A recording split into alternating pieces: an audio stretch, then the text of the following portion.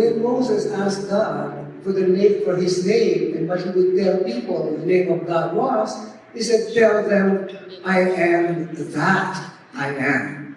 Unfortunately, religion has changed that to I am who I am. The original is I am that I am. So the I am within each one of us is actually the God. And the reason why my book is called You Are God as You is because we consider God, the big I am, as the Creator. And He created us in His image and likeness, which also means we are creators.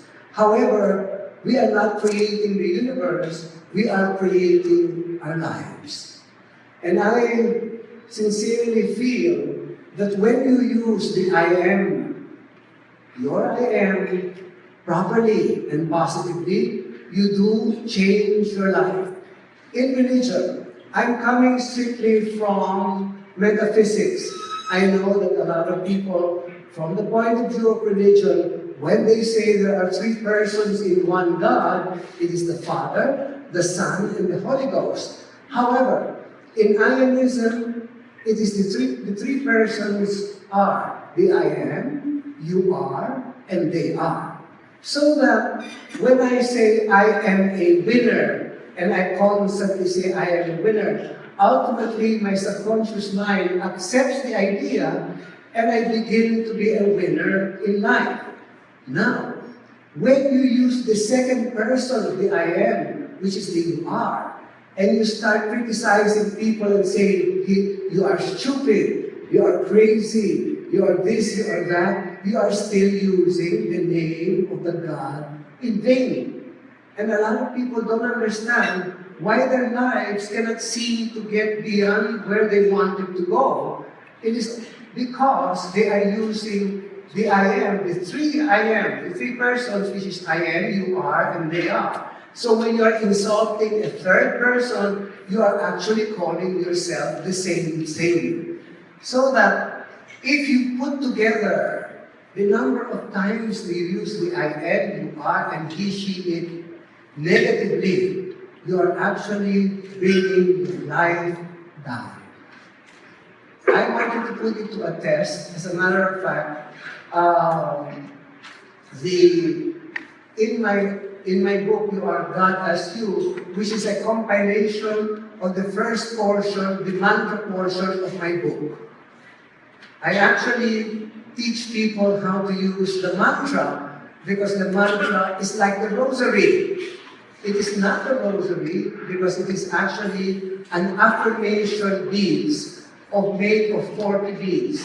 Now, why 40? 40 in the I Ching, which is older than the Bible, the 40, which is also used, by the way, in the Bible. Remember, Jesus went up the mountain to pray for 40 days and 40 nights. The flood was 40 days. The number 40 is the number of deliverance. So that when you use your mantra beads and you actually say the same affirmation, like for example, you can say, I am a winner, or I am finding a solution to my problem. I am finding a solution to my problem. 40 times, you will see that as you keep saying this, you begin to find a solution to your problem. When you leave, I have a giveaway to give you. It is actually mantra beads. I want you to experiment with it, and you will see that it is not only a mood changer, it also sees you through a lot of negative experiences, like the traffic, which everyone went through this evening. You see, you can actually use your mantra beads during the traffic to address any of your concerns, and you will find that instead of getting irritated or upset, you are able to resolve the situation in your life. One of my favorite mantras, which appears in my book, I Am a Winner, is God knows, God shows. I dare all of you, in the next 72 hours, if there is something you do not know what to do about, you just get your mantra beads and start. God knows, God shows. God knows, God shows. I guarantee you, either your intuition will come and tell you what to do, or somebody comes along and tells you a story, and right there is beginning to tell you what to do about your concern. That's how I have learned the mind works.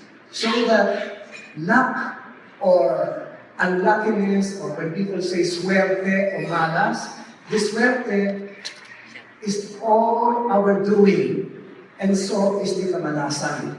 This is what I say in my radio program, Positive Session. You cannot blame anyone about your life, because it is you that is creating it through your thoughts and feelings. And regardless of what other people do, they are not to blame. Even if you can't blame the person in your life, and many people even blame God. And that to me is the most shocking thing of all, when you can even blame God. Because I get a lot of questions over the radio, bakit binigay ito sa akin ng Diyos? I said, hindi binibigay sa iyo yan ng Diyos. Yan ay dinala mo sa buhay mo dahil sa pag-iisip mo at sa pakiramdam mo. Hindi binigay ng Diyos. God didn't give you cancer.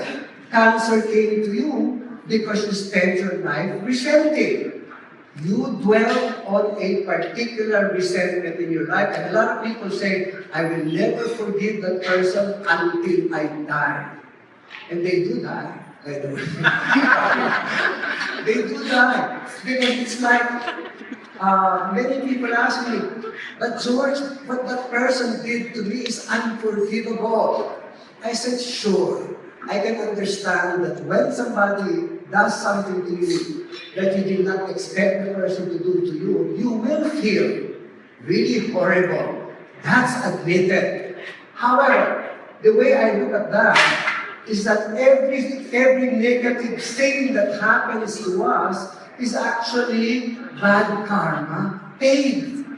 It is something you have been thinking, doing, whether wittingly or unwittingly.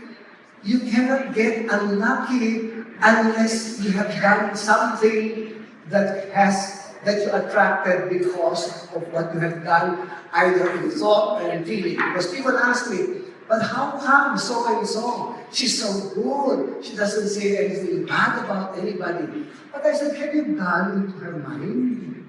Because a lot of people are quiet. They don't say a thing, but inside them, they're cursing. They're angry at the world. They're resentful about their parents. They're resentful about life, the government, everything. They have a long list of things they resent. And when I had gone to different hospitals or ICUs, and I asked them, who is the matter with you? And I don't think probably that's going to be the next title of my book, Who is the Matter with You? Because they always say, no, it's not who, sir. It's a what. I said, the what is the germ. The germs do get to you, the virus gets to you, but the virus and the germs don't get to you unless there is a who that is the matter with you. And so when they told us their stories, it so happened that it ends up as a who. Maybe not one singular person, maybe it's the family.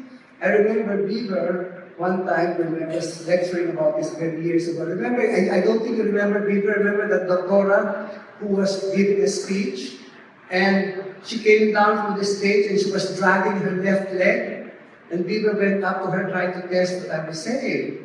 And she says, excuse me, doctora, is there a female in your life that is a drag to you? And she looks at Beaver and said, yes. He says, how do you know? Are you a psychic? He says, no, because who is this person? It's my daughter. My daughter has been nagging me to go to America, and she does not stop nagging me until now. And so at the end, because she was really resenting this already, her left leg began to hurt her, and she was really dragging it. So, all I'm saying here is, in what I am teaching, it is totally ecumenical. It is not a religion. It is to me a spiritual path.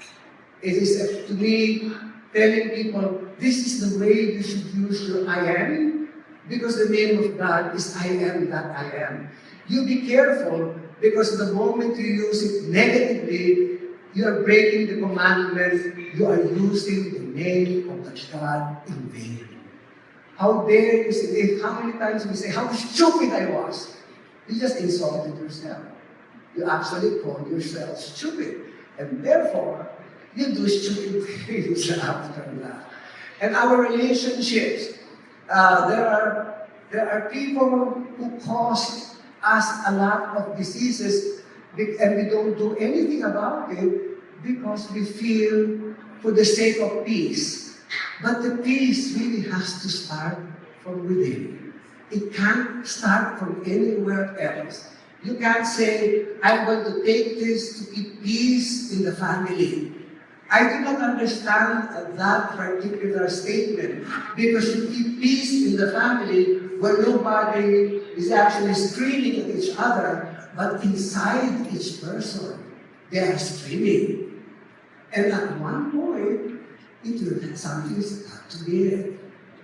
Something's got to give. And it isn't God that is to blame, and it is not God who gave it to us.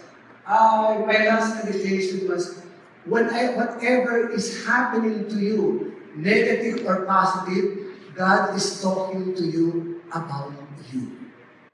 And so I think, I believe what I'm trying to get across is that we must be very aware that everything we do in our lives, starting from our thoughts, it is not what we do. The idea that karma comes back to you because of what you did is just partly correct. It starts from the way you think. You may not do anything negative, but if you continue thinking negatively and feeling negatively, surely you cannot expect your life to become positive. That is what I Am Risen is about. When I chose the title of my book as You Are God as You, I was just trying to get across to each one of you, you have the opportunity to create a fantastic life. After all my professions that I have been through, I enjoyed all of them, and all of us, whatever you have done in your life, has made you, you. And what it has made me is my desire at this moment, my greatest desire, is to help people make their dreams come true. I believe that every human being has a dream. Whether they feel they will be able to achieve it or not, they do have a dream. And if they don't, that's a tragedy. Because the word, for example, if you see the original prayer of Our Father, it was not, that the Our Father came after 4 translations from Aramaic to Greek to Latin to English, but the original Our Father, the first line is O cosmic birther of all radiance and vibration. This was what Jesus taught. And if you see it in its original form, from Aramaic to English, you would be amazed how scientific Jesus actually was and how advanced he was for his times. Look at that word, O cosmic birther of all radiance, which is light, and vibration, which is energy. So he knew that everything in the universe is energy. And that which he called the Father, which is God the Father, is in truth energy. That is why I usually start my lectures by saying, in religion, they call it God. In science, they call it energy. Because everything is really energy moving at different speeds. And when I say you were made in the image and likeness of God, I would like to refer to the macro and the micro principle, which is take the ocean. The ocean is the ocean. You can let us say that's the God. We are drops of water in the ocean. But even if we are just drops, if we take a look under the microscope at that drop of ocean, it contains everything the ocean contains. So, what I'm saying simply is that we contain everything that God contains. And the only thing, I suppose, that we can create, we cannot create the universe like the I am, or that which Jesus called the Father, or the cosmic birther, but we certainly can create our own lives. And I go into 4 areas of our lives constantly in what I get across to people. We start with our health, our relationships, our money, our success. All areas have to be at par or are on the positive level. It's like a wheel. If one area in your life is not working, you're moving in your life like a flat tire. Diba? But if you are healthy, if you are wealthy, if your relationships are wonderful, and you are rich, that is super. And you are entitled to it. I don't know why a lot of people believe, for example, that they are here to suffer. That's what I'm trying to change over in my radio program. We are not here to suffer. I remember, and I will quote, Jesus said, I have come here so that you may live a life more abundant. And abundant doesn't mean just money. Abundant means joy, it means health, it means wealth. And so the idea that suffering, that life is suffering, is something totally, for me, erroneous. By 2032, in esoteric astrology, we would have moved from Pisces to Aquarius. And you will see right now that things are really beginning to change. Our attitudes are changing, our morals are changing, our morals are changing. So many things are changing. 30 years ago, I said one day, bisexuality, homosexuality, no matter what sexuality, is really going to be of no issue. So today we have a Bruce Jenner becoming Caitlyn Jenner. And it's funny because I said in my column, but then after he became a woman, he decided he still wanted women, so he's now a lesbian. And so you see other people can't make up their minds, I guess, what they finally want to become. But I have to tell you, one of my ambition or dreams in my life was to become a stand-up comedian. So I wanted to tell you about this wonderful joke I read, and there are many here who have husbands and wives. One day, this husband decided to go hunting. He hunted for a deer and decided to tell his wife, hey, let's serve the deer for dinner. So let's surprise the children. So they actually cooked the deer and asked his son that evening for dinner, what do you think this meat is, son? And the son couldn't answer, I don't know, Dad. Well, I'll give you a hint. It is something that your mother calls me sometimes. And so the brother looks at the sister and says, don't eat it, it's an asshole.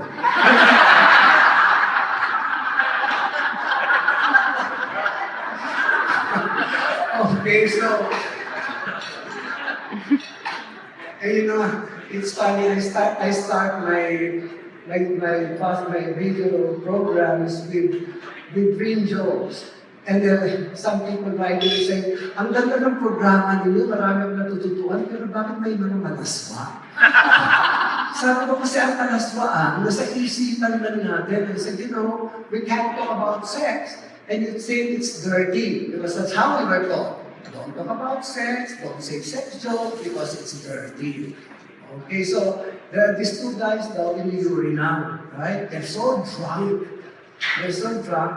that as they were peeing, the guy says, oh my God, he says, I'm getting such a hard one, I better go at home fast and give my wife heaven.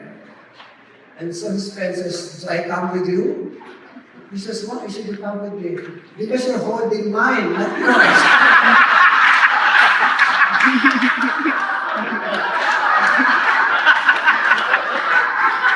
So you see, I'm getting more positive reaction to that than what I had said earlier. Well, anyway, I would like to thank every one of you for coming this evening and for joining me in my 32nd birthday. And it will remain 32nd until 2032. So if you get another invitation next year, it's still 32. It will not change. I used 28 for the longest time. But then, I really feel that you're only as old as you think and feel.